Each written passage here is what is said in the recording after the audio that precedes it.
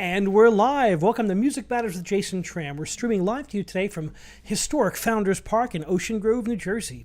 We're so delighted that you can join us for our unique podcast community where we explore the triumphs and challenges of the performing arts world as seen through the eyes of distinguished colleagues. Thank you for helping us hit 1,535 subscribers. We're thrilled that you're here today. Please remember to subscribe to us on YouTube and smash that bell icon for the most up-to-date information on our upcoming guests and topics. Here on Music Matters, we feature a wide variety of guests, from the classical to the contemporary and everything in between. You can see us live on YouTube Live, also on Facebook Live and LinkedIn Live. And after the fact, you can hear us on Spotify, Google Podcasts, and Apple Podcasts. Follow us on those platforms as well. We're so happy that we have a wonderful guest today. We have Miss Reva Youngstein, and she's here. She's a professional flautist with a distinguished career who has written the Musicians Cookbook, and we're going to talk about that today and has been doing some incredible work. Welcome, Reva. Thank you so much. Glad to be here. It's always a pleasure to meet fellow musicians, and I've heard nothing but great things about your playing, and congratulations on the release of the Musicians Cookbook. Thank you so much. And I should probably correct you just a little bit. I actually didn't write the cookbook. I did write a lot of the matter in the book, but I did most of the book is stuff that I've compiled. So you're the curator? What do you call it? The curator, editor? What's the correct term? That's a very good question. I would say I'm a compiler, perhaps a collector. Now, are you an avid cook yourself? Very much so. Very much so. I cook everything from scratch pretty much by myself. And I've taught my children. My husband is, he's a good cook, but he sort of throws his hands up and says, I'm going to let you do that. But yeah, I love cooking. I love reading cookbooks. I'm all about recipes. Well, that is an art form in itself, certainly, and balancing the right spices and the preparation and the care is certainly an artist's craft. I'd like to think so. So now let's describe your artistic journey. Did you always know you wanted to be a professional musician? Well, I didn't always know that, but probably from pretty young, I knew it. 7th grade, there was a really good music program, and in my school, it was full of some serious young students. And I think... Did you grow up in New Jersey? No, I did not. I was born in Manhattan, and then my folks moved to northern Westchester County when I was pretty small.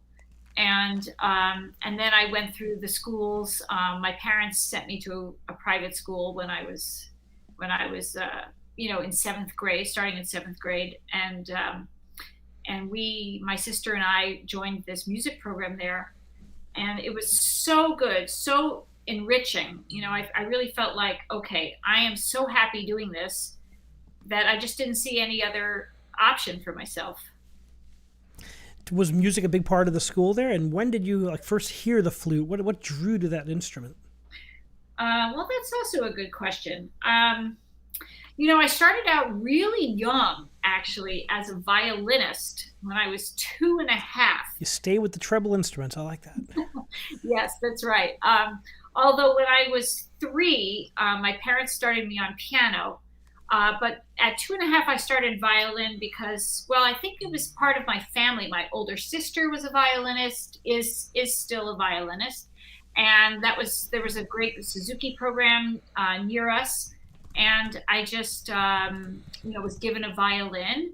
I couldn't pronounce the word violin. I guess I called it a viney, as I've been told. And then at some point, I just knew that I had to have my own instrument separate from my sister, my own identity. And the flute just did it for me. So 7th grade and on, I knew that I wanted to be a flutist, but I started flute in 4th grade. And did you take private lessons? How did your progression start? Private lessons right away, playing school? Yeah, there was there's a sort of a serious music student mentality in my family from even from my parents. People in my family just, they studied music. They were avid concert goers. They had so much respect for music. So it was just, something my family did and enjoyed. My cousin, I had an older cousin who I really looked up to, and I admired her so much. And she was a flutist.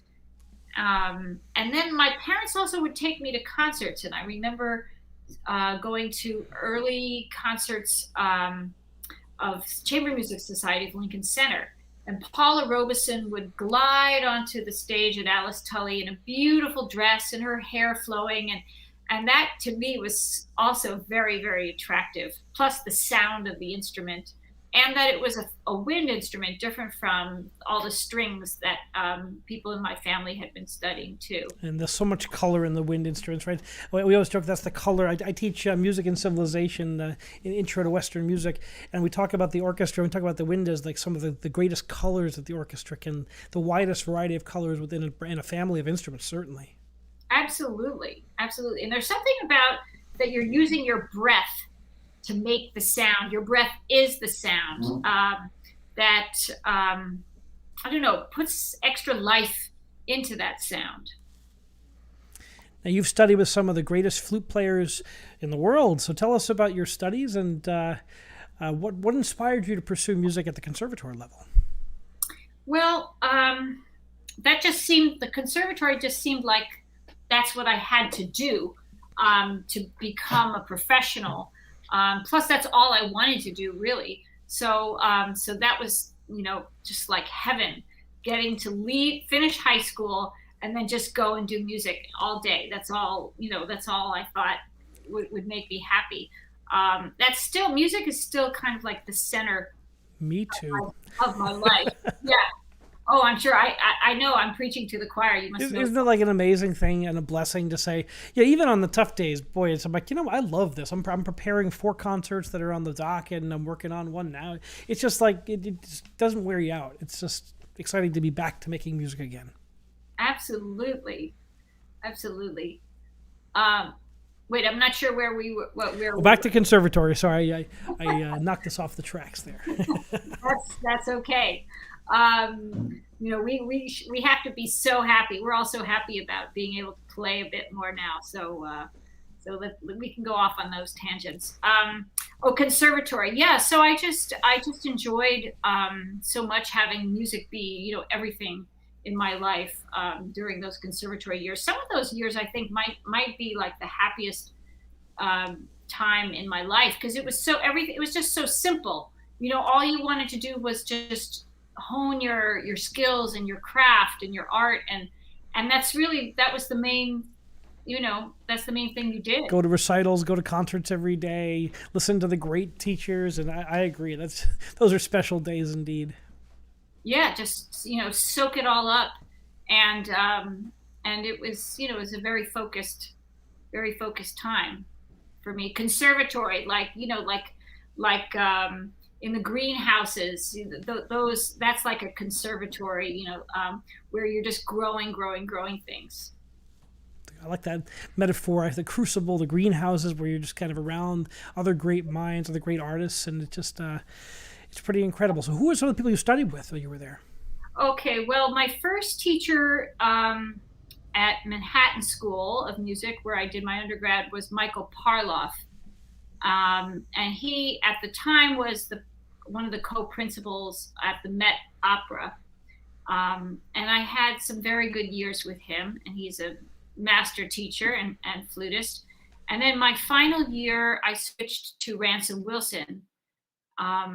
And I found that to be a really wonderful experience. He's fantastic. Very different style of teaching than Michael Parloff, but a brilliant teacher as well as player.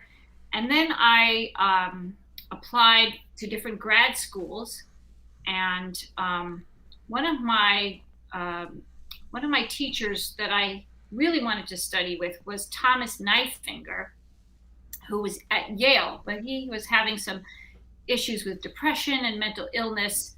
But I tried for Yale anyway, and he auditioned me. He was doing the auditions, and unfortunately suffering terribly at the time with mental illness. And after my audition, I was packing up my instrument, and he said to his colleague there, he said, "Okay, now I'm back to the mental institution," he said. And I think he left that audition and then went back to the hospital. And really, unfortunately, I didn't get to study with him because he then died. He committed suicide. Oh, no. Or I That's had terrible. a chance to start. Yeah, it was really, really terrible for him. Very, very sad. And then, so many of us didn't get to study with him. So unfortunately, that was, that's a regret I have, that I never did get a chance to study with him. Yeah, But, mental health is such a big topic nowadays, but maybe it wasn't back then as much in the public eye, and people suffer silently. I think now people are a little more likely to go seek help, which is a good thing, certainly. yes, and I think the medicines that are prescribed are more sophisticated and they have a better understanding of it. I know there's still lots of tough cases out there, but I have a lot of sympathy and admiration for what those doctors are doing and researching. So, what did your master's at Yale? What did that teach you? What are some of the things you took away with that into your professional career? Well, one thing about Yale was it wasn't like a blow off kind of master's degree. It wasn't like you just go and you just polish a few things. There was an 18 credit requirement. So I was doing a lot of coursework, more coursework than I thought I would. Writing papers, doing music projects. Heavy academics along with your performing, right? Yes. I mean, I really, I also brought some knowledge of French. I took French at Yale. I became fluent in French at that time. And I did some other academics there. I took an English course, and it was a really good experience. It was kind of interesting being on a college campus, because prior to that, I had been in Manhattan at a conservatory, living off campus. I know that the conservatories in Manhattan now have dorms, but back then you had your own little apartment, and so it was kind of fun being on a college campus, and that was interesting. But I really did miss New York during those 2 years that I was in Connecticut at Yale, and I was glad to get back to the city. Nothing like New York. It's always been one of the capitals of culture, right? Everything's right there, all the great artists. And I was born in the shadow of New York. I've always been around the suburbs of New York, and I love it too. Where were you?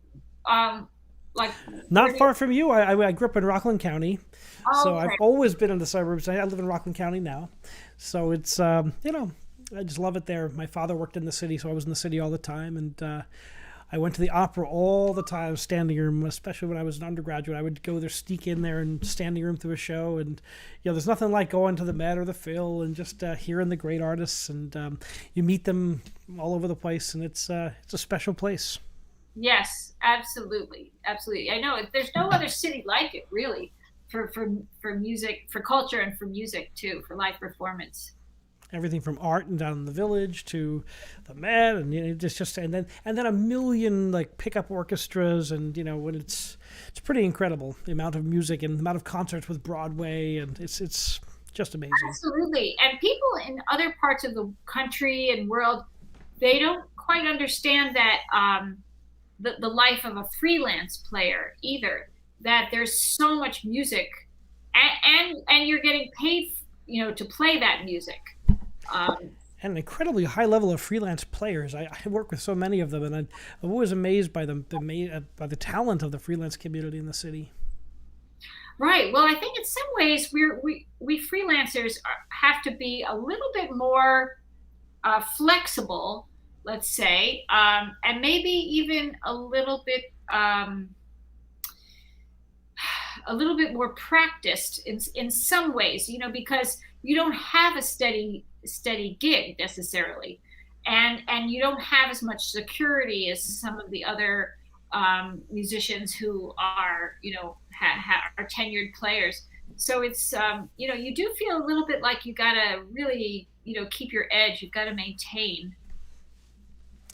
Yeah, I mean, can you imagine? Who would have thought that it was possible that our institutions would be dark as long as they've been dark? I mean, I think everyone's had to be creative. It's amazing. I've talked to so many of my colleagues. We've had a plenty of orchestra players on the show who are waiting to get back to work again, and we're all in that kind of holding pattern. I think things are starting to open up. We're starting to see the door crack open, which is super exciting. And you were saying you played some concerts recently, and how exciting it is to get back on the stage. But I know a lot of my Broadway colleagues and the big orchestra colleagues. It's been a long, dark time.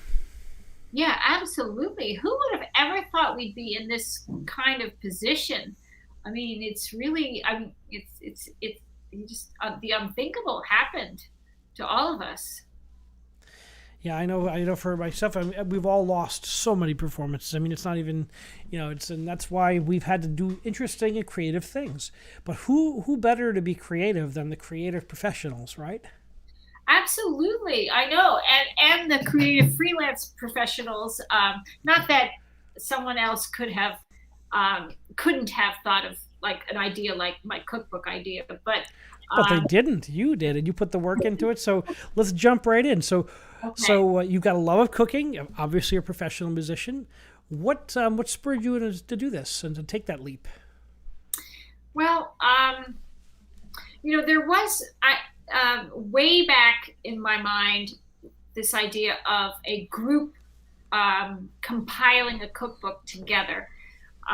Back 15 years ago or so, my eldest sister, had an idea to do a family cookbook where every member of the family contributed a few recipes, and she helped everyone to do that, and she did all the compiling and the editing, and it was a really nice thing for my family. So then fast forward 15 years, and there's this Musicians Cookbook idea. So it really happened to me getting the idea for this cookbook one morning, in October of 2020, and the pandemic and unemployment was just like stretching out in front of me as far as the eye could see. Nothing but bleak ahead. And I was reflecting on how many amazing food posts I was seeing on social media. Musicians sitting at homes, many of them down and out, dispirited, trying to make ends meet, fearful of losing our health insurance. Many did lose health insurance. And, I thought all these food posts and all this yearning for connection, a cookbook could be something that would be very meaningful for the community, a way of connecting, a way of being creative. And the proof was there. Everyone was cooking. I saw so many posts where everyone was really spending the time. Everyone was baking artisanal bread, and it's true. It's so you have this idea. How did you start compiling? Who did you reach out to? I have this crazy idea. Who do you go to first? Okay. Well, first of all, the idea for the cookbook, as I explained, came to me. But what was also very much on my mind was this fear, as I mentioned, of losing my health insurance. And, you would call the union, Local 802, which is, by the way, the largest union of musicians in the world, almost 7,000 members. And like if you'd call the union for help, and there was nobody there. There was, that person had to be laid off. This person is no longer working with us either. It was really quite scary and what worse time to lose health insurance in the middle of a pandemic.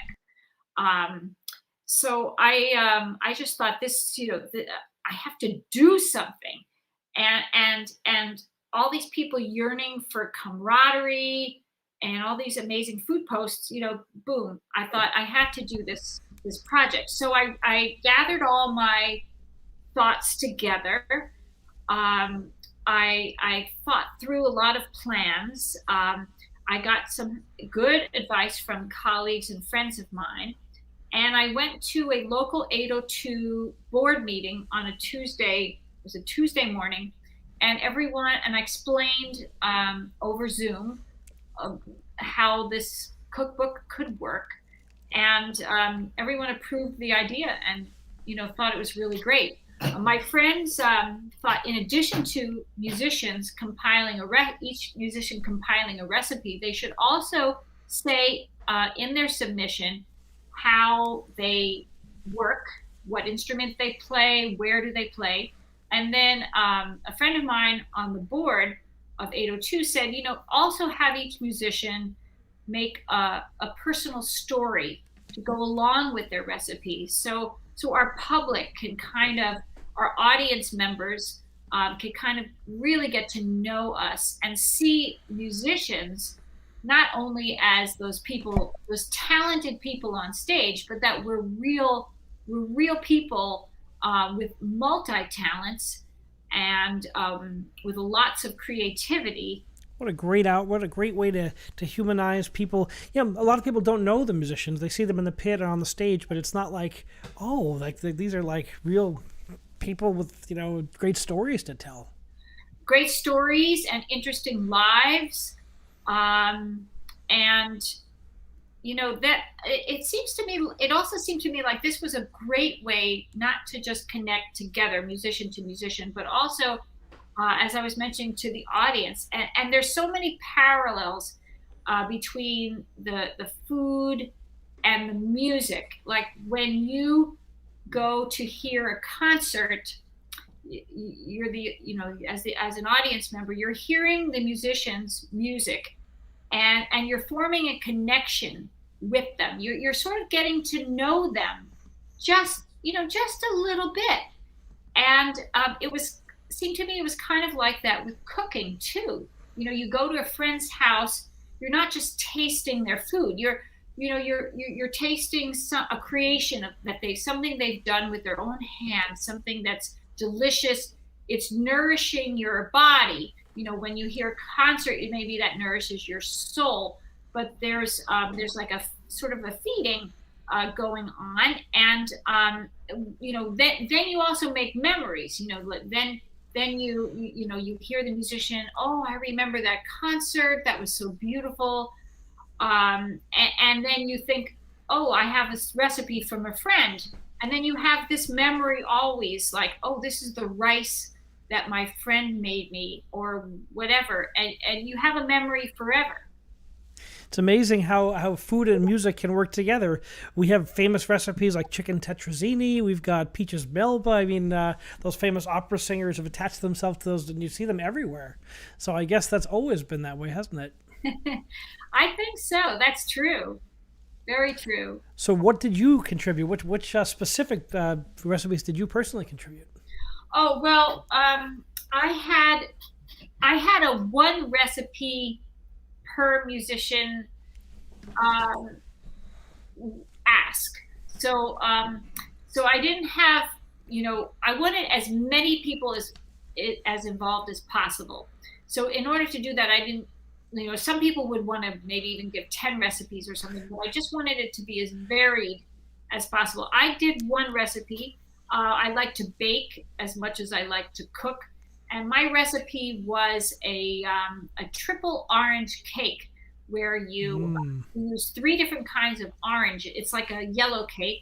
You use 3 different kinds of oranges, or it's up to you. You can do 2 or even 1. But I like to use 3 different ones because you decorate the top of the cake with orange slices, and it looks pretty, as well as tasting delicious to have, different size slices and different colors. You can do a blood orange, or you can do a regular navel orange. So you have slightly different colors, and it's full of oranges. Like there's the orange, there's orange juice, there's orange extract, there's orange zest, and then you brush the top of the cake with an orange liqueur. Holy smokes, that sounds good. It really is. It's really good. Yeah. And what was your story behind that?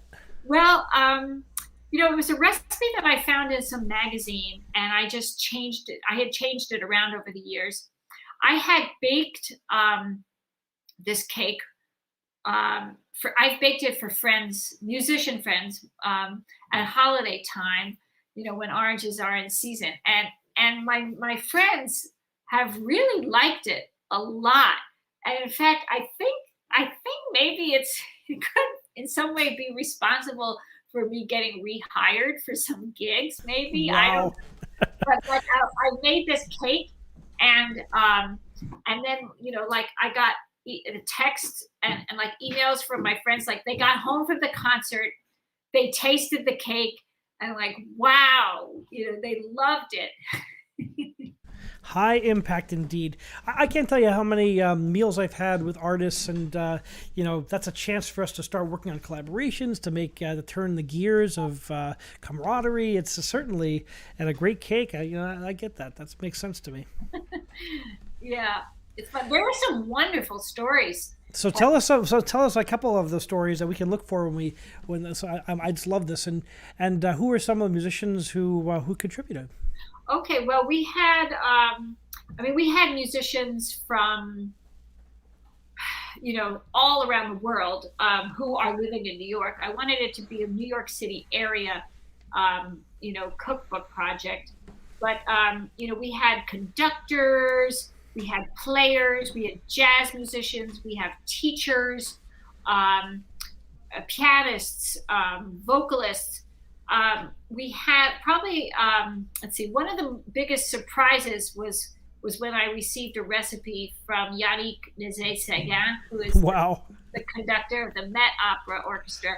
He contributed these maple muffins that I think he substituted maple syrup for sugar, to kind of give it a Canadian twist. I like it. And they're a really healthy, delicious muffin. Bruce Adolphe, who is a composer, and he's also a radio personality. He's the piano puzzler on National Public Radio, and he speaks at the Chamber Music Society of Lincoln Center, and he's a writer too. He submitted a really interesting recipe. It was a recipe of his grandmother's. When something she would make, she was a pastry chef, I understand. She would make this recipe quite often. And when the Nazis came and were invading Europe, she fled. And she had to make several stops along the way till she got to America. And each place she landed, she would make this fruit tort recipe. And she would sell that to for money, so that she could have some kind of earn her keep a little bit. What an incredible story! And it was, it's a really amazing story. So this particular fruit tort has a lot of meaning.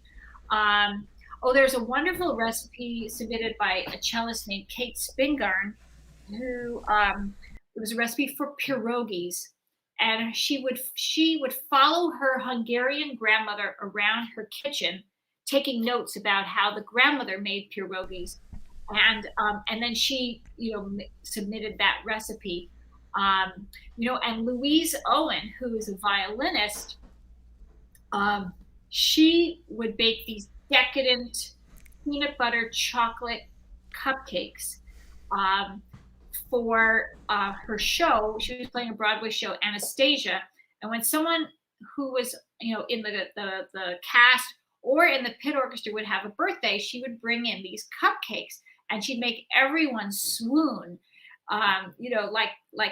During the intermission, there'd be a birthday celebration, and I was thinking, if anyone, any of your listeners happened to be at one of those Anastasia performances and wondered, how is this show so good? That's probably because of Louise. These are the things we don't see. These are the fun parts of behind the scenes that people love today, because if you go on a podcast, this is where you get this type of information. You learn about new things, see things from a different perspective. I just love that every time there's a birthday in the pit, the people making cupcakes, and it just humanizes everybody. It's wonderful. Yep.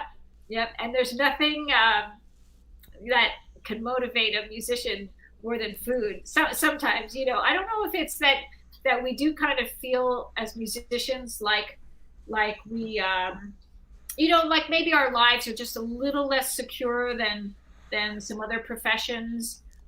We've certainly had the conversation of what is essential, and it's been like, boy, that's been a challenge this year, hasn't it? Absolutely. I know of all years, this is the most challenging for sure. And I say, we've all become philosophers during the COVID period because we've had to rethink what it means to be an artist. We've had to rethink how we continue to be creative when the primary mode of creativity has been kind of taken away. And it's amazing to see things like what you're doing there and finding ways to allow people to be creative and allow people to continue to share their gifts with others. Mm-hmm.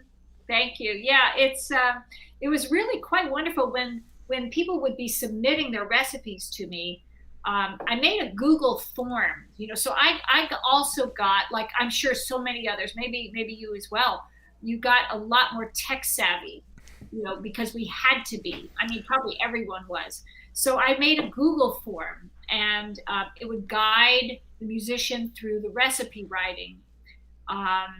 And it would also say that I wanted a little bio and I wanted a personal story. And I was trying to encourage people to share.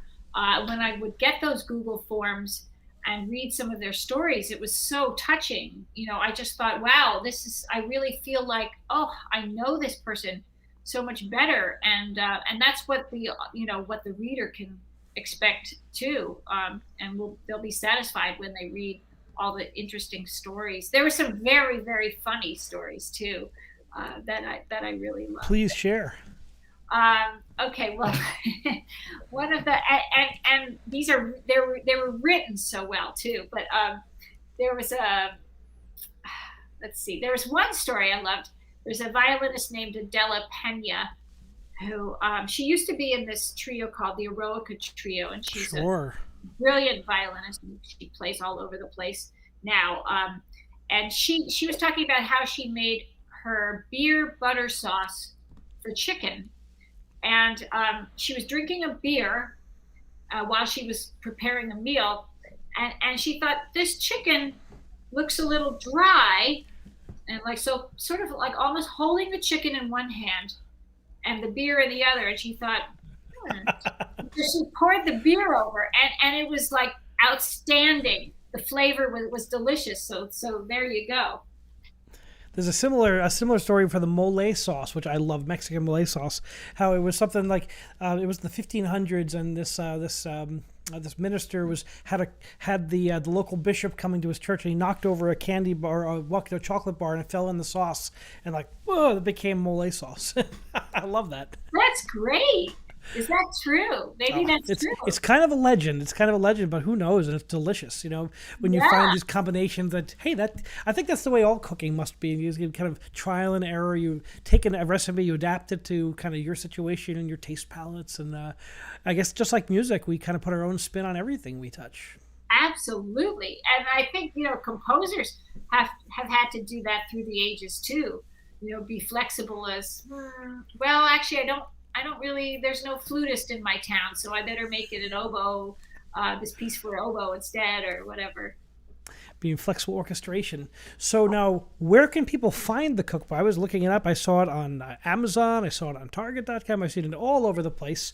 And where do the proceeds for this book go? Yes. Well, okay, so the book can be found on Amazon, like you said, Barnes & Noble, other online retailers. If you go to our website, which is musicianscook.com. I'll put that right in the chat here as you're going. Keep going. Awesome. And that gives you a link not only to the physical book that you can buy on those online retailers, but also an ebook that just lives on your computer.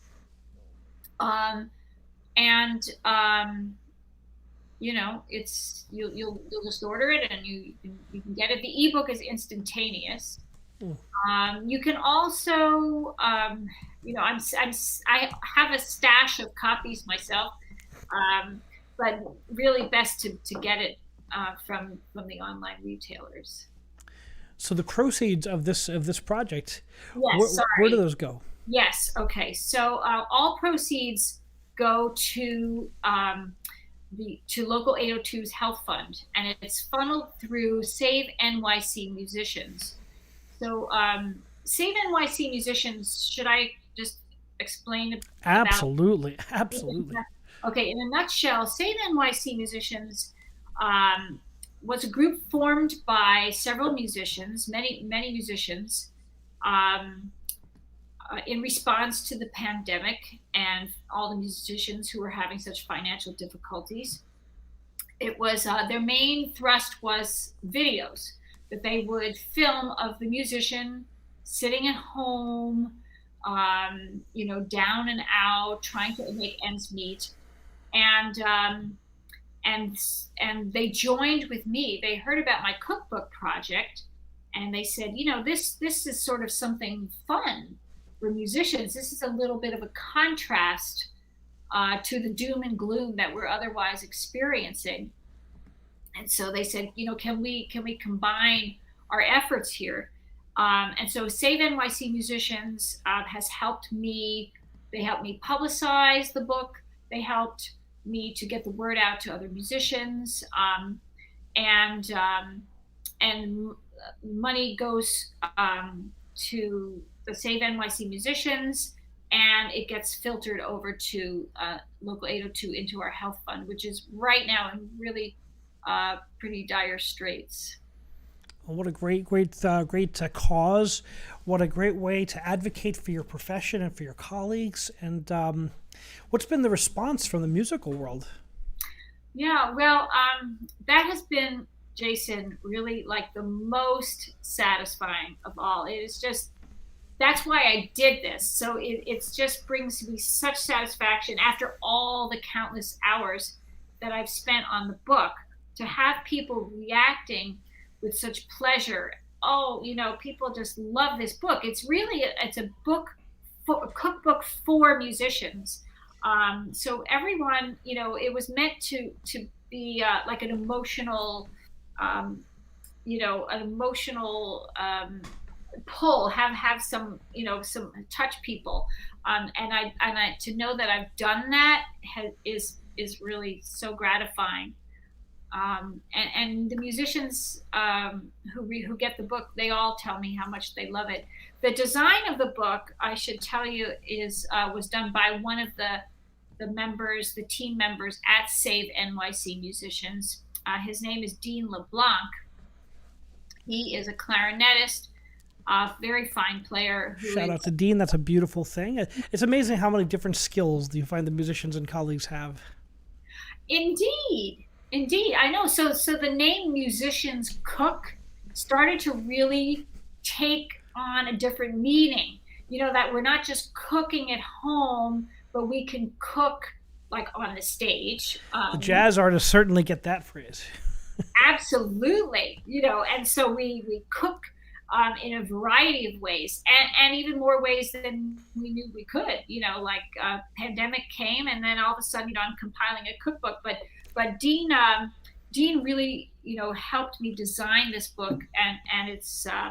I think that's what makes people extra happy, is that the book not only has so much content, but that it looks so great too. And I have Dean to thank for that. There's something else that we put in the book. I'm looking at. So Dean did the cover as well. Can we see? I see it right behind you on your music stand. Can we take a look at the cover? Bring it a little closer. Sure. So this is our. Now I should also explain about this little cartoon here, this illustration. I love the cat. That's hysterical. I love that. Isn't that awesome? And this bunny is very passionate about this music. If you're on the podcast version of this on Apple iTunes or Spotify, there's a very serious rabbit playing the bass, but the bass is a carrot upside down. It's really beautiful. Yep. And the project, it was also meant to boost musician pride, because I have so much pride at being able to, and I hope you do too. I imagine you do, Jason, that we do something that is really meaningful. In an era when the arts sometimes have taken such a beating and thought of as non-essential, but music is it's everything. What would life be without music? But to feel that pride, even though we can't play now, we can create this cookbook.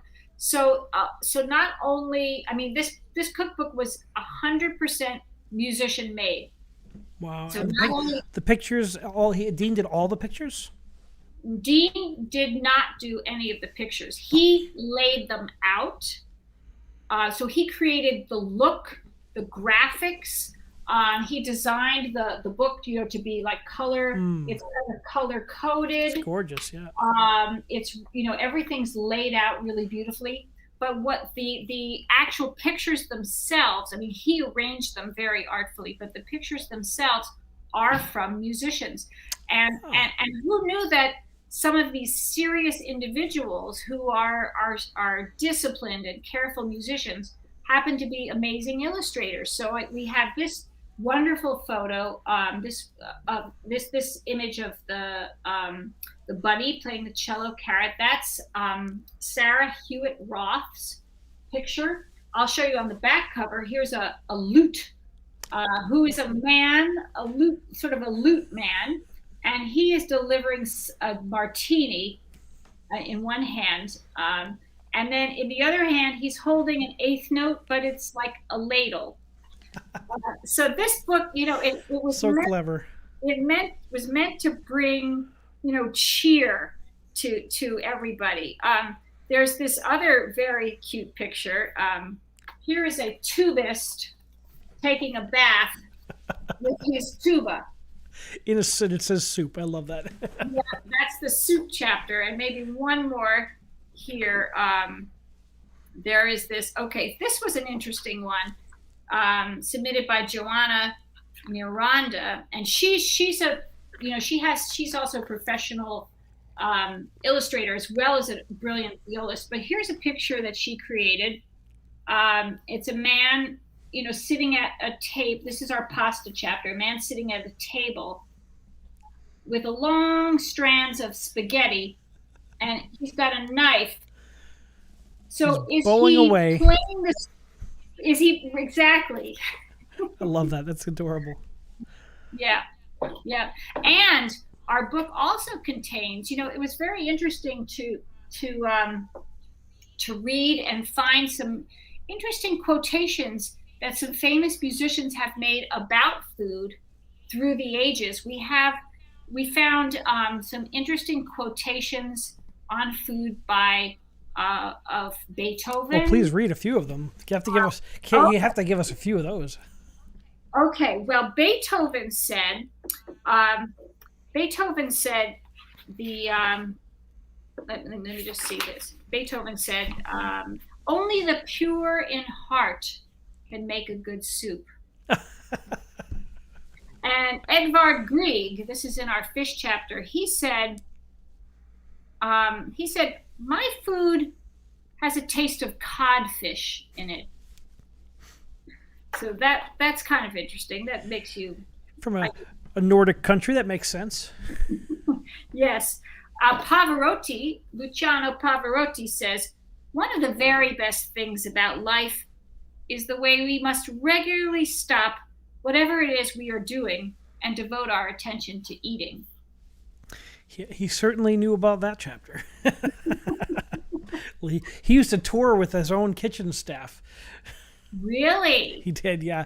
And when he would go to a regional company, he would have to bring an entire entourage of like cooks and chefs and people to prepare his food. That's amazing. Yeah. Well, that doesn't surprise me. I mean, that man, he wasn't thin, but he sang so beautifully. Oh, no one like him. That was he opened his mouth. That was like the voice of the century. Yeah. There's a quotation here. Maybe one more here. So this is interesting. Bela Bartok. He on the first time he ate an avocado, he said, "This is a fruit somewhat like a cucumber in size and color, but it is quite buttery in texture, so it can be spread on bread. Its flavor is something like an almond, but not so sweet. It has a celebrated place in a fruit salad. And he goes on to describe a fruit salad. That's amazing. Composers and performers, we all think about food. I mean, you do, I do, everyone does. Well, I love this whole concept. I'm going to buy the book right away after the podcast. I've already got the link up here. I just put the link in the chat to musicianscook.com. Also to, I just put Target there too because it came up first. So make sure you check out this cookbook. You're supporting a great cause and some really great artists who helped put this together. And we're on the show with Reva Youngstein, who has curated this incredible project. And what is something you learned about yourself going through the process of putting this together? Oh, that's an interesting question. Well, I guess a few things. Number one, that I have a high tolerance for hard work. Like I had to work so long on this, so hard to make it really right. I also learned how much I really love my New York community of musicians. I guess I just feel like, this group of musicians in the city, they are my friends, they are my employers, they have accepted me, and I feel like I have a musical home in this city, and it's just a feeling of wanting to give back to everybody, and I just it's a labor. It was a labor of love for not just for music, but also for my musician community. Well, your years of discipline, perfecting your art and your craft and your technique, certainly applies and crosses over. And I'm always amazed. I've done a lot of fundraising for opera companies I've worked for and such. And when I go to large companies, like I was at Johnson & Johnson's world headquarters, how many of their staff are musicians or people with musical degrees and advanced musical degrees? And companies look for those level of skill. So it's not surprising. Musicians are we are a very disciplined bunch to be able to do what we do. Absolutely. I know, that's true. I know generally I think musicians do well wherever they, put their energies. Well, look at this podcast. This is awesome. I've had so much fun. We talk about bringing joy to people. I'm like, well, musicians have so much to say. I mean, music does matter. Where would we be without streaming platforms and without, Netflix and Spotify? And, if we didn't have that during the pandemic, everyone was consuming media. And I think that we're starting to see live concerts come back now. I'm seeing festivals and things happening. And a lot of my colleagues are actually working and posting pictures. And it's so rewarding to see people back to what we're born to do. And we have to be very careful, of course, and it's going to be fits and starts with what's going on now with Delta, but we I think it's we realize how much we've missed this. I know there's we all feel this absence, and to have it start to be filled again is really, it's so pleasurable. Now, how long did it take you from start to finish on the completion of this work? Okay, well, the idea first came to me in October, and then till it was all done was end of May, till the book was released. That's a hefty chunk of work there. It sure was. I mean, I went through a lot. I should add a little bit of drama to the story. It consumed me, because I also felt the weight of the pressure of, this is something that I really want to help people with monetarily. So I felt like this has to really be good. And I was so distracted in this project. I don't know if it's to blame, but like, for example, in January of last year, very much the cookbook on my mind. And at that point, we were nearing the deadline for recipe submission. I was running down Second Avenue in the city to make a dentist appointment. I tripped and fell and broke my wrist. Oh no! So and it needed surgery. So some of the typing and editing I was doing with my left hand, like it was crazy. And then about 2 or 3 weeks after that, I got a terrible COVID case, and so I had to go to the hospital.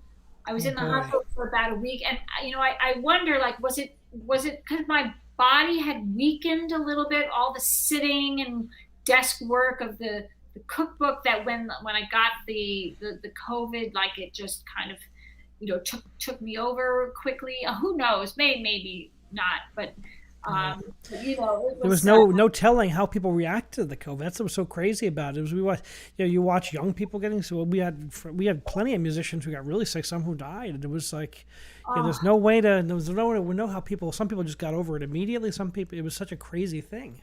Yes, I know it's true, and there was no rhyme or reason, really. But yeah, so anyway, it was a lot of work in those 6-7 months or so. So, you'll always have this as a memorial to all that time and the challenges you went through. And how long did it take to get back to your flute playing when you broke your wrist? Yeah, well, thankfully, not too long.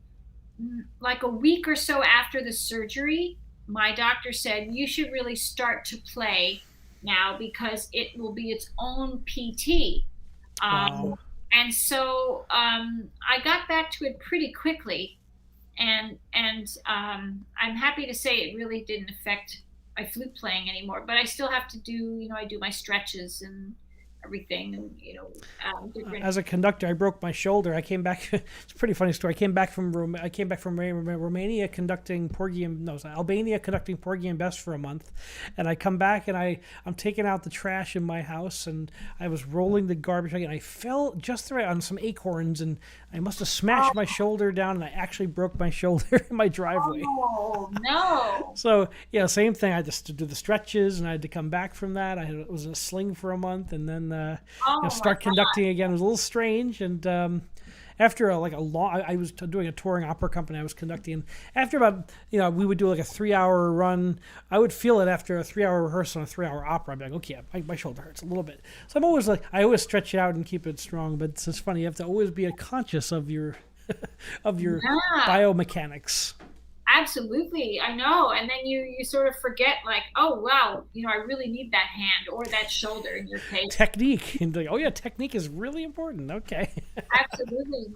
Did you have to get out of a concert because of the shoulder? Believe it or not, no. I was it was between major engagements and between my summer season, and I guess there's a good time for it to happen. And my board of directors was like, we need a much better story about how that happened. It has to be like you were in Albania wrestling a grizzly bear or something. I know, just not taking the garbage out and in Berkeley Heights in my driveway. Yeah, that wouldn't be a good story. No. Oh man. Well, at least did the COVID have effects on your breathing with your flute playing? No, thankfully not. Wow. It somehow, I have had a little bit of a history of asthma. So the doctors were like really on top of that, and I was doing like steroid inhalers and stuff like that. But it hit my gastrointestinal system, and I couldn't eat for quite a while, and I got very dehydrated, so that's why I was in the hospital too. Isn't it fascinating how varied the symptoms were, and like how they hit people? I mean, some people it was lingering lung things. Some people it was like gastrointestinal. It was just amazing the variety of different ways that this strange COVID phenomenon affected people.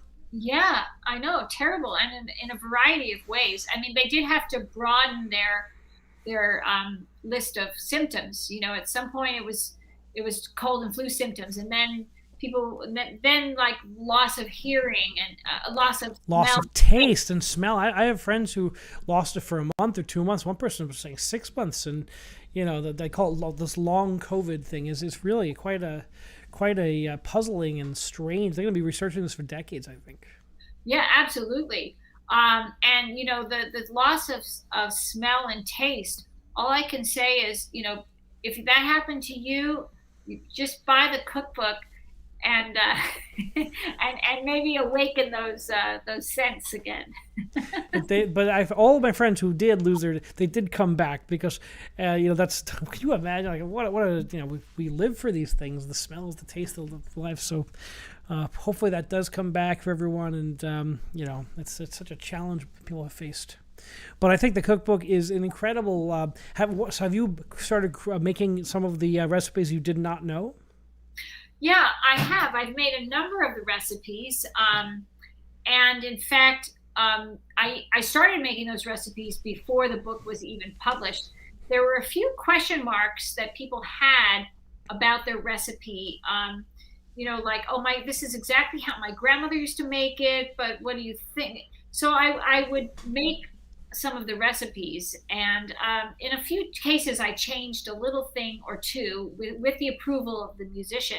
I really wanted the musician to feel good about what they submitted. So anything that I edited, especially if it meant like changing a quantity of something slightly or a direction, if something wasn't clear, I would write to that person and I'd say, like, did you really mean 3 cups of sugar?